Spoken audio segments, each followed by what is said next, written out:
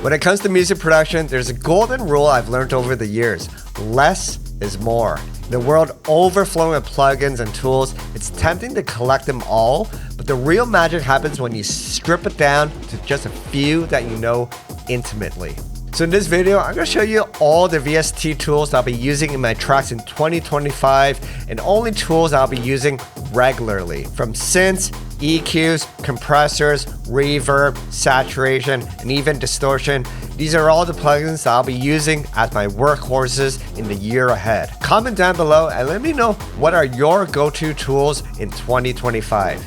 Let's go. Alright, for my VST synth, my go-to synth in 2025 is Minimal Audio's Current. I just love the sound design possibilities with this synth. Amazing collection of wavetables and wave shaping algorithms here. I love that there's dual filters, not to mention the effects section allows for some amazing possibilities by allowing you to add effects in any combination and number of instances.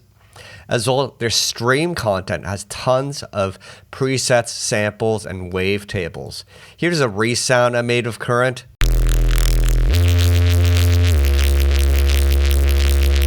Absolutely dirty. Now, admittedly, I still will be using Serum in 2025. It is one of the industry standards. It's easy to use. With its large support base and tons of preset packs, it's no question why this is still relevant even after almost 10 years. Here's a knock bass preset from my Gnarly Volume 2 preset pack.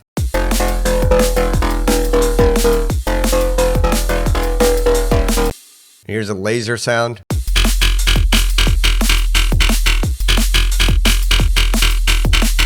Here's a wah preset from Gnarly.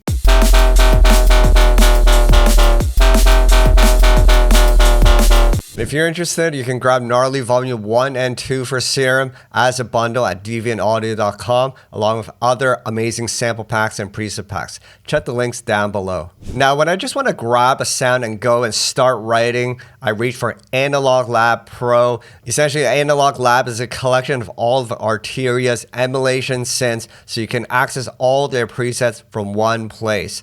Whether you need stabs, pads, or bass sounds, this is a great place to go. Check out this pad.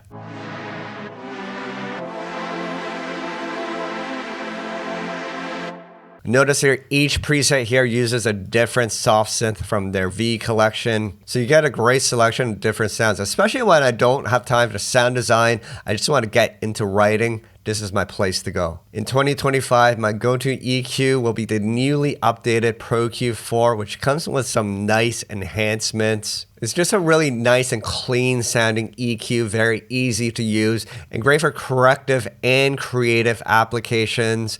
I love that there is this new analog emulation mode, so you can add some saturation into the chain. The instances mode is great, so you can compare your EQ profile against other sounds using Pro Q4. As well, dynamic EQing and a new spectral EQing allows for more creative and corrective control. Here's an amen break from the 𝗙𝗔𝗠𝗣𝗟 sample pack, raw.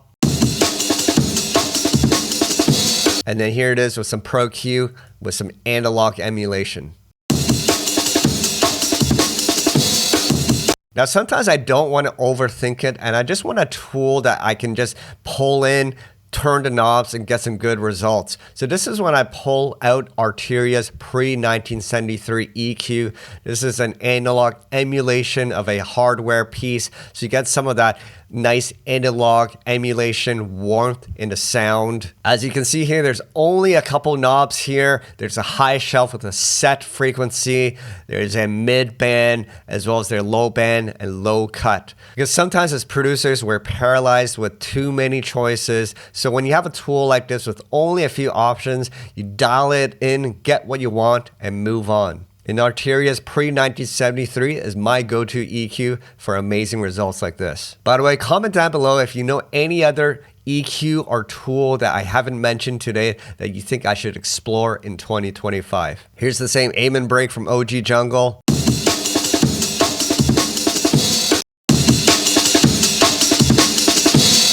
Nice and warm results. My go-to compressor is FabFilter's Pro C2. I've been using this for a number of years now. It has all the basic controls of a standard compressor with the added feature of different compressor styles from clean, classic, opto, vocal, and so forth.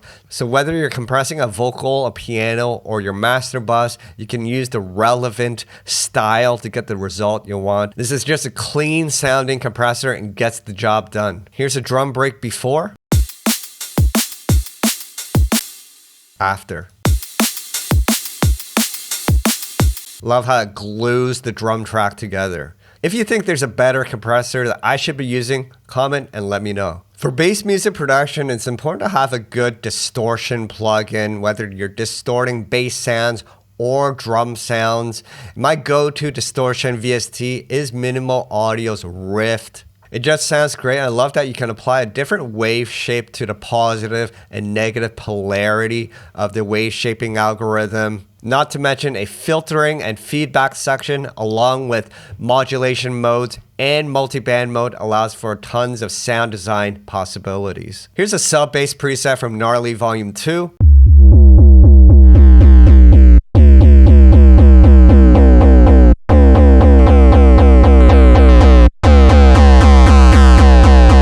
Just a gritty sounding distortion plugin. For saturation, one plugin I'll be exploring more in 2025 is FabFilter's Saturn II. I've had this for a number of years now, and I know tons of producers live by it, but I never really invested into using it. I've been reading more about its benefits in terms of adding warmth to that low end, which we all want. So I will be exploring this more in future videos, so I thought I'd mention it. Here's that same sub-bass preset. Like the analog character on that warmth. Now keep in mind, distortion and saturation are two completely different processes, but are ways to add character and harmonics on top of your sound. Now, one saturation tool that I've been using and will continue to be using is Ableton Live's Roar. So you have Ableton already, you don't even have to pay for this tool. This is an outstanding saturation tool and probably my favorite so far. I love that there's different modes from single, serial, parallel, multi-band modes, and so forth. And lots of control when you're using multi-band mode. A different wave shape can be applied on each band, not to mention each band has its own dedicated filter section with different filter modes. There's a feedback stage, a compression stage, not to mention a modulation matrix, so tons of sound design possibilities. Here's a raw bass sound I made pre-Roar. And then enabling Roar with multi-band saturation and automation of certain parameters. Check out what I got.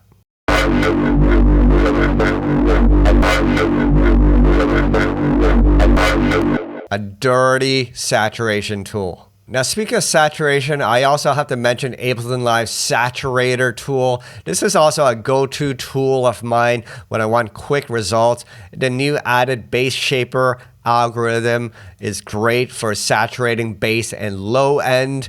There's additional parameters that have been added here for more control. So neat little tool when you want to get quick results. When producing drum and bass music, I believe it's important to have a high quality clipping tool, and my go-to clipping tool recently is Standard Clip. This tool is highly regarded in the industry for its clean results and easy to use interface. There's 4 clipping modes as well as oversampling, so you get some amazing results. Very handy when you want to square off those peaks in your drum track to get more headroom, or if you need to do the same on your master bus. And I also love that there's a saturation stage here. Here's my drum bus pre-Standard Clip. Check out the waveform. And here it is with Standard Clip.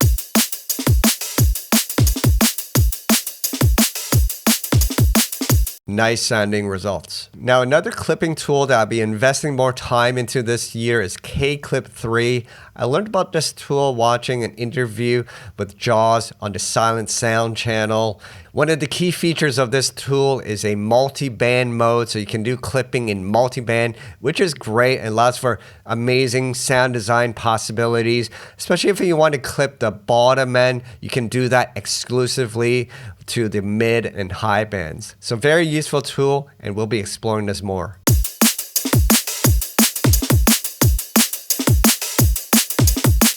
A few weeks ago, I asked you guys what oscilloscope I should be using in 2025. A number of you requested I should try out 𝗙𝗔𝗍scope. So shout out to the developer. They gave me a copy and I tried it the other day and absolutely love it. I love that you're able to view all the different instances of 𝗙𝗍scope that have been applied to your channels. Not to mention there's a summed view, a layered view, along with other options to customize your view. So this is an amazing tool to analyze your waveform, make sure it is up to spec and how you want it to visually look in the sound. All in all, it's beautifully designed. I love how it looks and the interface is easy to use. For my limiter in 2025, I'm going to be applying a dual stage limiting process, and I'm going to be using Ozone 11's maximizer followed by Ozone 11's vintage limiter. So the bulk of the limiting will be done using maximizer, and it has been redesigned with some additional features, but still comes with the amazing different algorithm modes to handle transients. There's now an upward compression section, a soft clip section, as well as transient emphasis. So very awesome limiter. And then of course, followed by the vintage limiter to finish off and get your master sounding nice and loud for that DJ set. Comment down below if you think there is a better limiter that I should be using in 2025. Here's some limiting on a new track I'm working on with 𝗙𝗘𝗘. Check it out.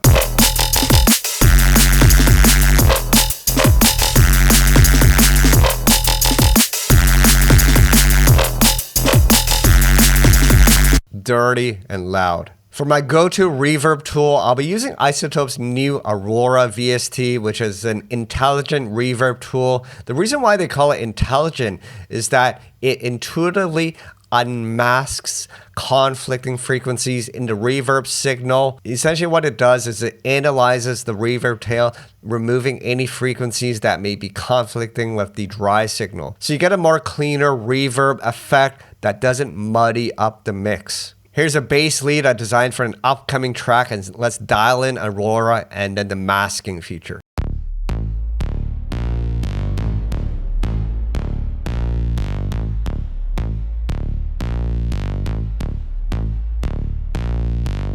Love how clean the reverb sounds. Now this year, I still will continue to use Valhalla Vintage Verb. This is one of my favorite reverb tools. It just sounds very musical and sweet. I love that there's different color modes here, and recently I've been using the 1980s mode, which sounds a little more lo-fi, and I know that the Sanctuary mode has more bit reduction, and just overall a sweet sounding reverb effect, whether you want to add it to vocals, synths, or even drum sounds.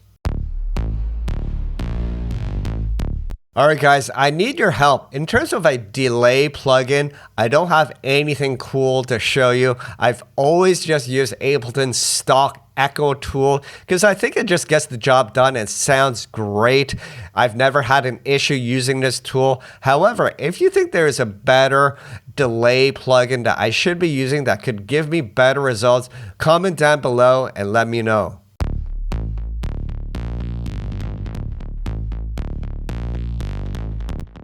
Now, sometimes I need a dedicated filter plugin, especially when I'm creating and automating build-ups and intros where I want to filter in certain sounds with a high pass or low pass. My go-to filter tool is Arteria's Filter M12. This is an analog emulation of a hardware piece, so you get that warm and nice saturated sound. And overall, it just sounds sweet and easy to use. So check out this low pass filter suite that I'm going to apply on the track I'm working on.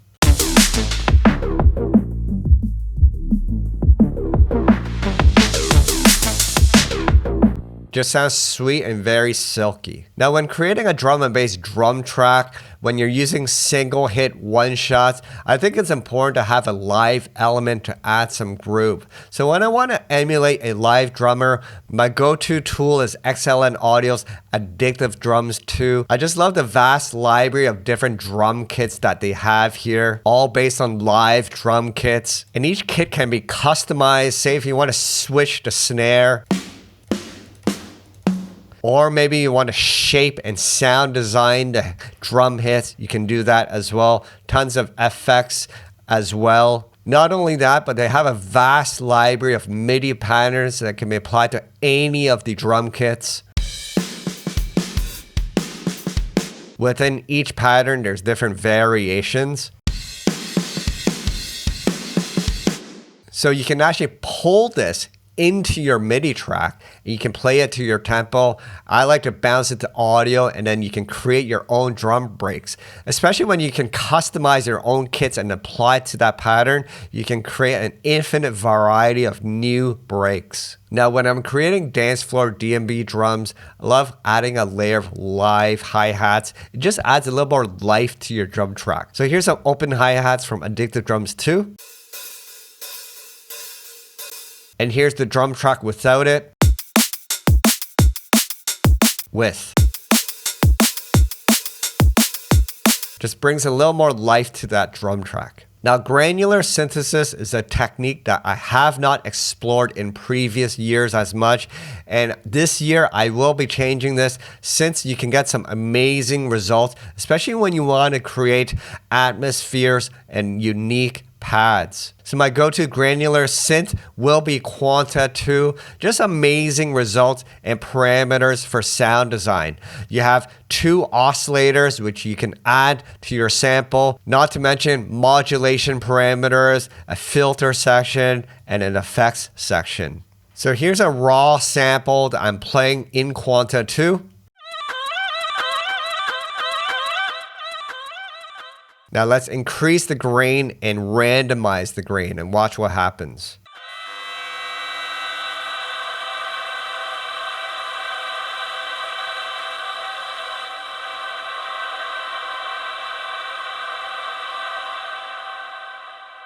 Instantly, you get this cool sounding atmospheric pad sound, especially great for jungle as well as deep and minimal drum and bass. So very neat tool, and I will be exploring this more in 2025. Alright guys, those are my top tools that I'll be using in music production in 2025 and beyond.